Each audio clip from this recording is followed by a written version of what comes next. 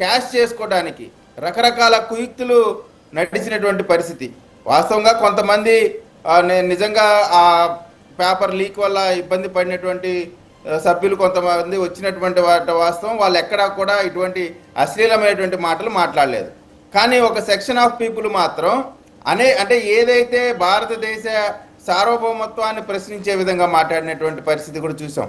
మరి ఆ ఒక అమ్మాయిని ఎవరైతే ఇవాళ నరేంద్ర మోడీ గారు క్షమించమని చెప్పారో ఆ అమ్మాయి మాట్లాడిన మాటలు నిజంగా అందరూ కూడా సిగ్గుతో తల ఉంచుకొని బాధపడినటువంటి పరిస్థితి. ఇటువంటి సందర్భంలో జెన్జీ అంటే అదొక ప్రత్యేకమైనటువంటి ఒక పెద్ద ఫోర్స్ లాగా వాళ్ళ గురించి మాట్లాడితే ఏదో జరిగిపోయింది అనేటువంటి భయంలో జగన్మోహన్ రెడ్డి గారు కూడా ఉన్నారు.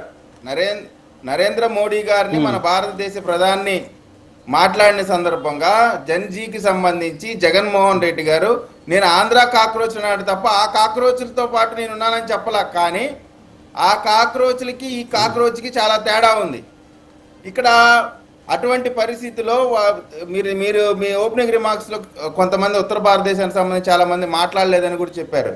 కానీ పవన్ కళ్యాణ్ గారు, ఇటు చంద్రబాబు నాయుడు గారు, లోకేష్ గారు, ఈ కూటమి ఆంధ్రప్రదేశ్ కూటమి 100% నరేంద్ర మోడీ గారికి అండగా నిలబడింది, అండగా నిలబడుతుంది, భవిష్యత్తులో కూడా అండగా నిలబడతాము. వారి నాయకత్వం, వారి దశ దిశతో మాత్రమే భారతదేశం ఉన్నత శిఖరాలు అధిరోహిస్తుంది అనేటువంటి మాట నిన్న భోగాపురం ఎయిర్పోర్ట్ యొక్క ఓపెనింగ్ సందర్భంగా మారు మోగినటువంటి పరిస్థితి. మోడీ అనేటువంటి పేరు నలు దిశలా మారు మోగినటువంటి పరిస్థితి. ఎవరైతే అనుచితంగా మాట్లాడేటువంటి కొంతమంది యువత ఉన్నారో వారు కూడా ఈ రోజున ఆలోచనలో పడ్డారు. మనం ఆ రోజు అలా చేయడం తప్పు అనేటువంటి పశ్చాత్తాపం వల్ల కనబడతా ఉంది.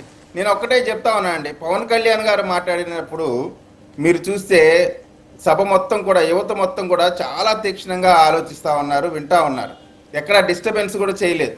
అదేవిధంగా పవన్ కళ్యాణ్ గారితో పాటు చంద్రబాబు నాయుడు గారు మాట్లాడినప్పుడు కానీ, లోకేష్ గారు మాట్లాడినప్పుడు కానీ యువత, ముఖ్యంగా యువత నరేంద్ర మోడీ గారి నామస్మరణ చేశారంటే నిజమైన యువత, మంచి యువత, ఎవరైతే ఈ భారతదేశ అభివృద్ధిలో పాల్పంచుకోవాలి, భవిష్యత్తు శిఖరాలు అధిరోహించాలనేటువంటి యువత మొత్తం కూడా ఈ రోజున ఎన్డీఏ కూటమితో ఉంది అనేటువంటి మాట మనం ఆ రోజున చూసాం.